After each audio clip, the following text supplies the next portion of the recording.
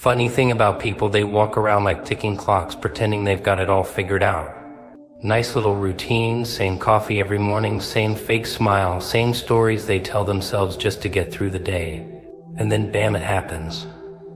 No warning, no build-up, something snaps or maybe something blooms right there in the chest. Like a firecracker under your ribs, and for the first time you feel it real. Loud. Alive, not polite, not convenient, not the kind of thing you can tuck away and deal with later. No, this doesn't knock, it kicks the damn door off the hinges. It doesn't tap you on the shoulder like a polite little dream. It doesn't wait for you to sit down with your schedule and make room for it between your 9 to 5 and your carefully curated life. No. When that thing inside you wakes up, it kicks and claws and laughs at your to-do list. Because sparks, real ones, they don't ask for permission. They ignite, right there in the middle of the mess, at the worst possible time. When you're trying your hardest to play it safe, to hold it together, to be normal, whatever that even means anymore. That spark isn't some fairy tale nonsense either. It's not love and light and soft piano music playing in the background. It's loud. It's inconvenient. It's the feeling that something inside you has been locked up for too long, pacing, screaming, waiting to be let out. And then one bad day, one strange coincidence, one flicker of silence, and boom. There it is, the thing you buried under expectations and fake smiles.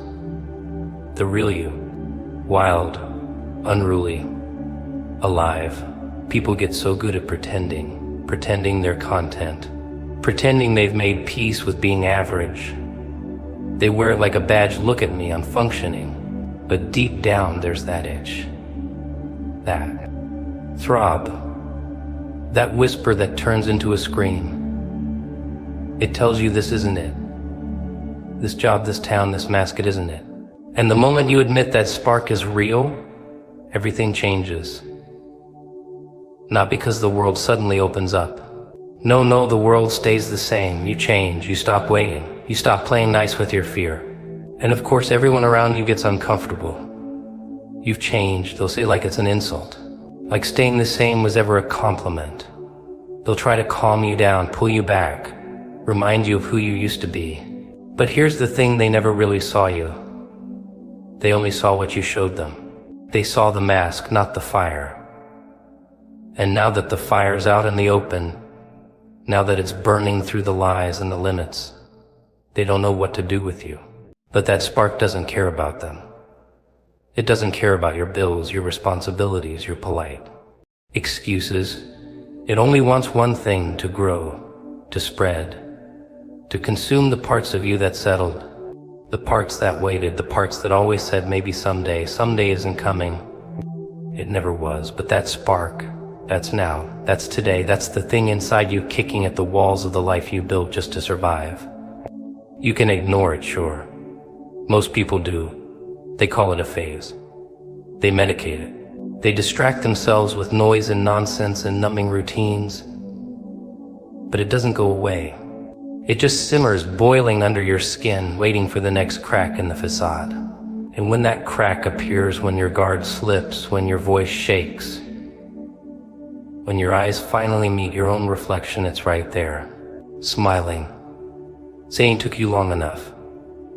And what happens when you listen? When you follow the chaos instead of fighting it, things break. Burn. Old versions of you fall apart, but maybe that's the point.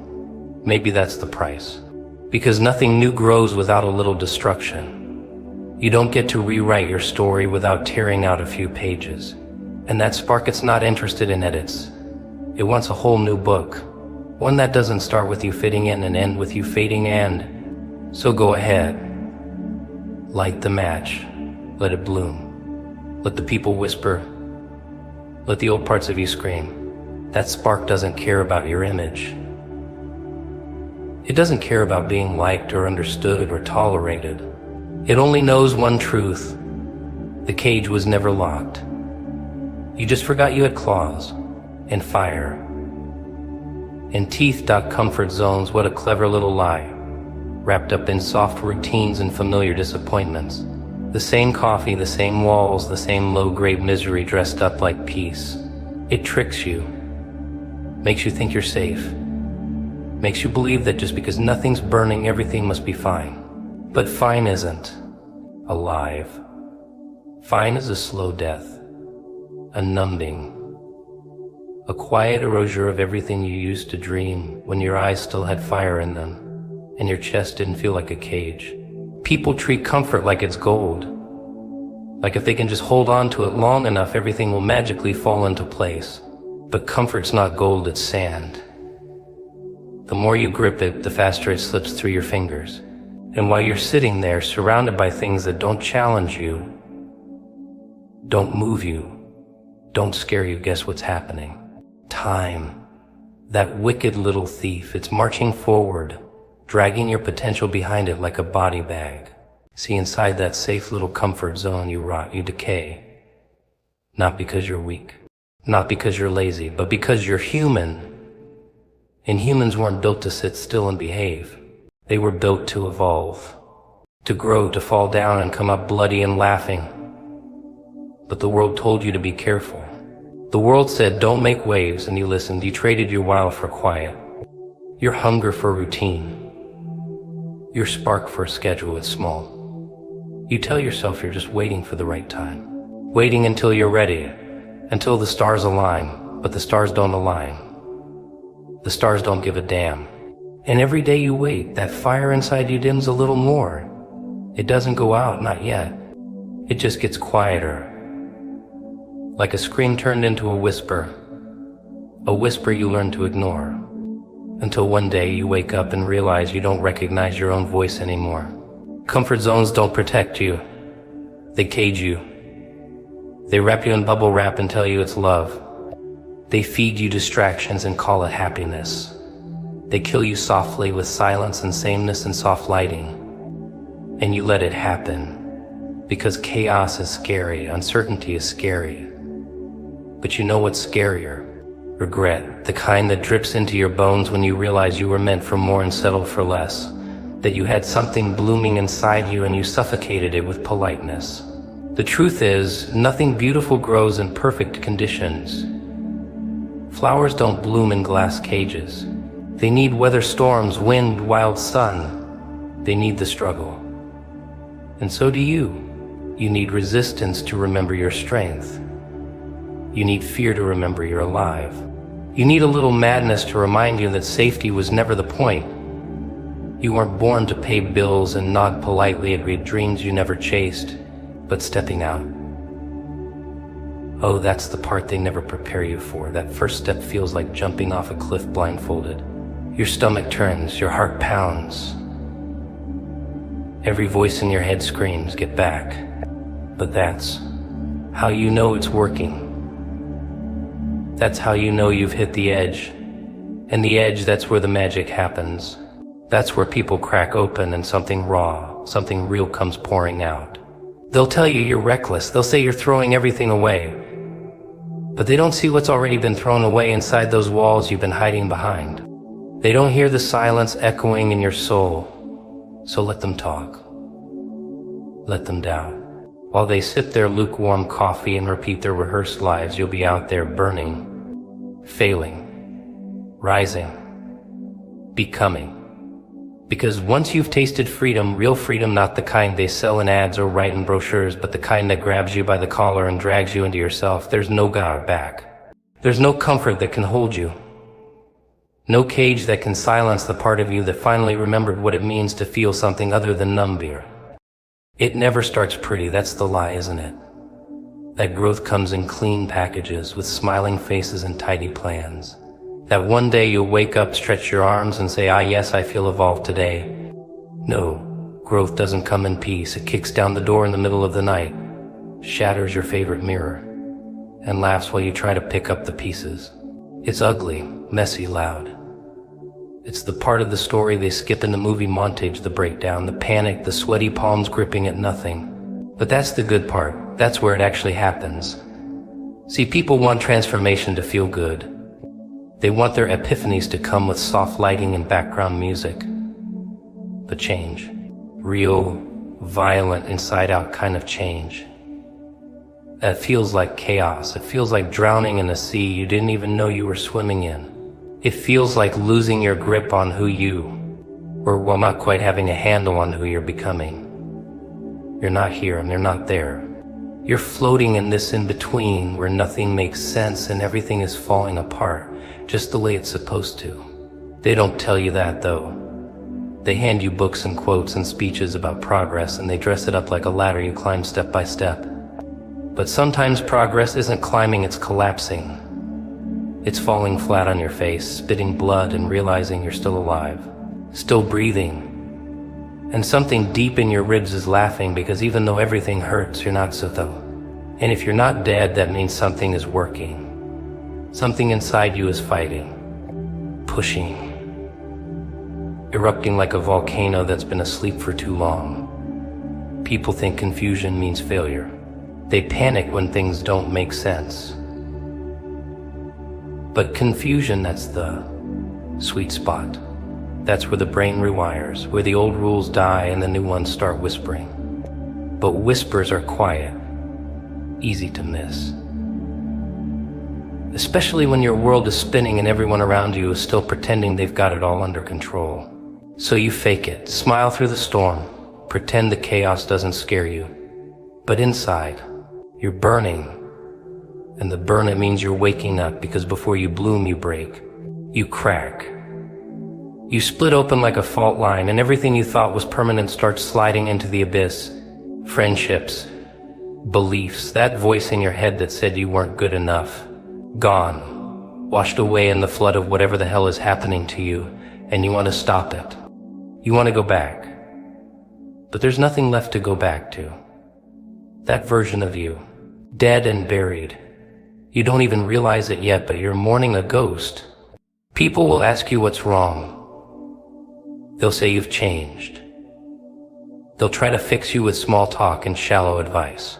Don't listen. They can't hear the frequency you're on now. You're vibrating at chaos, at growth, at madness. And that's a good thing. That means the shift is real. That means the old comfort is crumbling and something else, something wild and unexplainable, is blooming in its place. It's not supposed to make sense, not yet. Sense comes later, after the dust settles. Right now it's about trust, trusting that the storm inside you isn't there to destroy, but to build, to carve out space, to strip away the lies. You're not lost, you're transforming. There's a difference. One is wandering, the other is becoming. But both look the same from the outside. Chaotic, broken, a mess. And that's why people quit, because they mistake the mess for a mistake. But if you're brave enough to stay in it, to sit in the fire without reaching for the exit, you'll start to see it. The pattern in the pain, the rhythm in the rubble.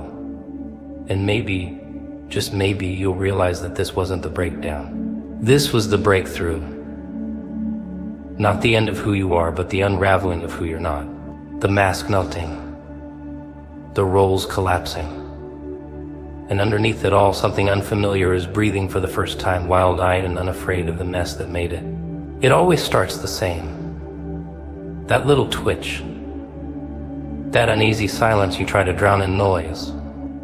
Something inside you moves just a little. Barely a whisper. Maybe it's a memory. Maybe it's a moment. Maybe it's that brief flicker in the mirror where your own eyes suddenly look like a stranger's.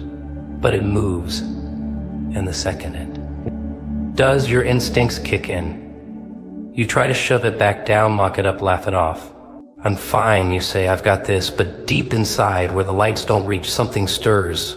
That's the part they never prepare you for, the internal earthquake, the quiet rebellion, the slow, almost invisible rise of something raw beneath all your polished, rehearsed layers.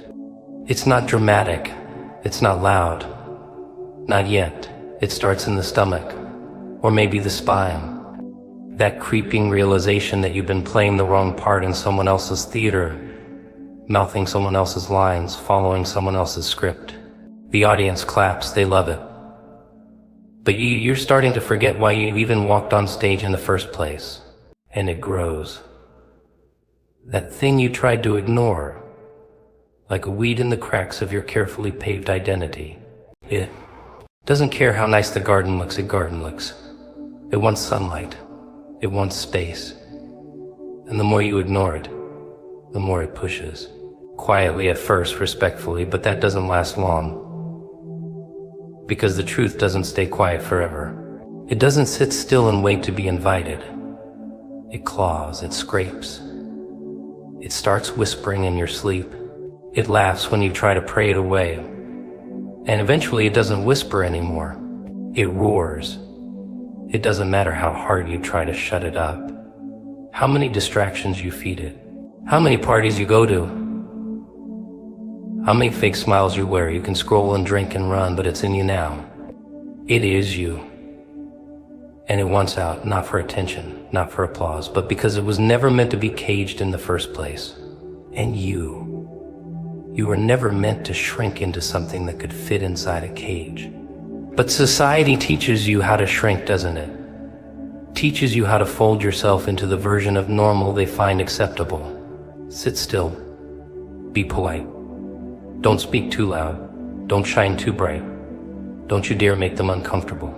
So you tuck yourself in, bit by bit, until you can't even feel the edges of who you used to be. Until comfort becomes a coffin and survival becomes a slow kind of death. But that thing inside you, that blooming chaos, it remembers.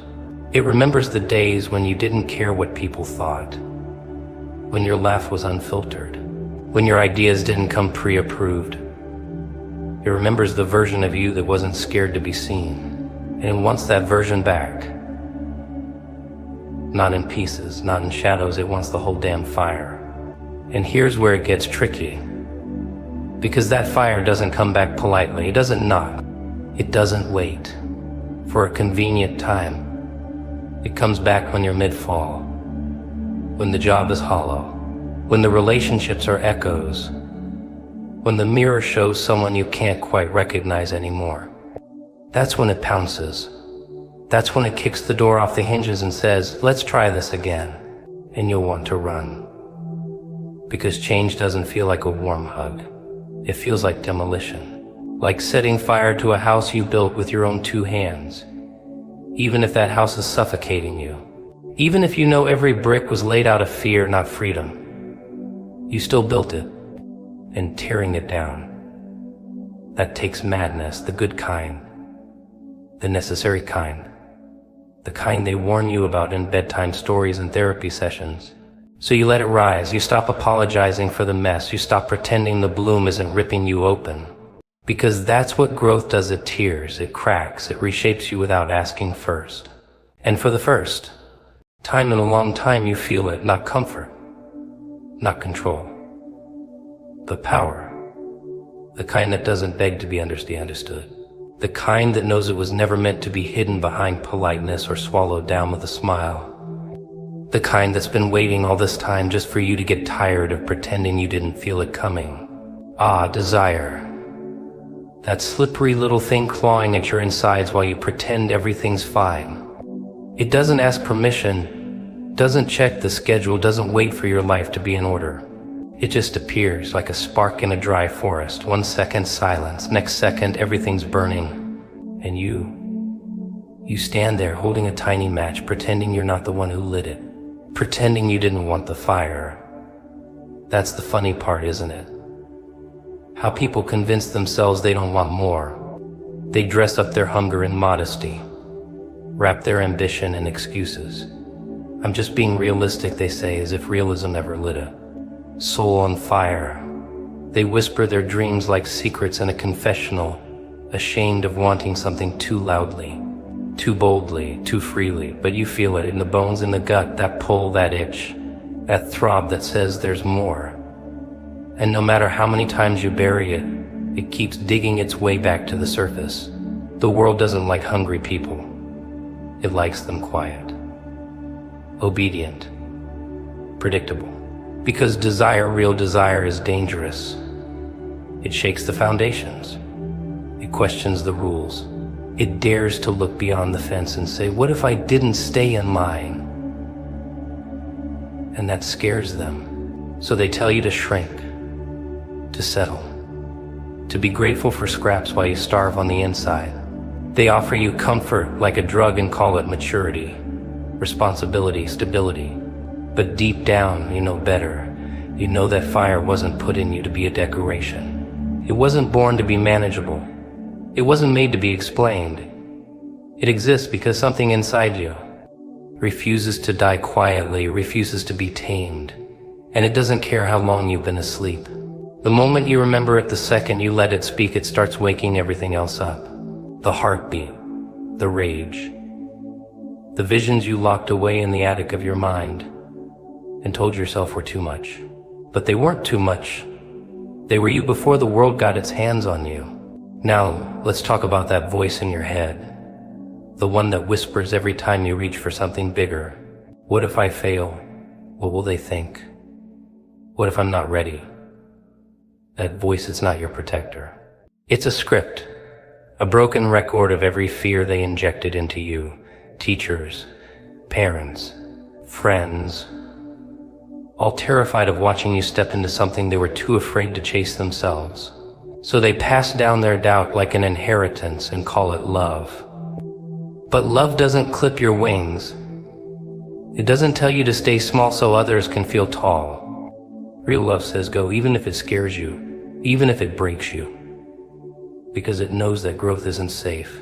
It knows that becoming something more than what you were yesterday is messy, wild, uncontrollable. And that's the point. If you're not trembling at the size of your dream, then it's not your dream. It's someone else's leash. You ever see a wild animal in a cage, pacing, snarling? Not because it's dangerous, but because it remembers freedom. That's what unchaste desire does to people. Turns them into ghosts, empty-eyed, numb, distracted, addicted to noise just so they don't have to hear the scream inside. But the scream doesn't go away. It gets louder, until one day it breaks something. Your sleep, your routine, your smile. And suddenly you're staring at your life, wondering who built this prison and why you've been guarding the door from the inside. You think the dream is what's scary. No, the dream is the easy part. The hard part is admitting you want it. Admitting that mediocrity makes you sick. That the 9 to 5 makes you want to scream into your morning coffee. That pretending to be content is eating you alive.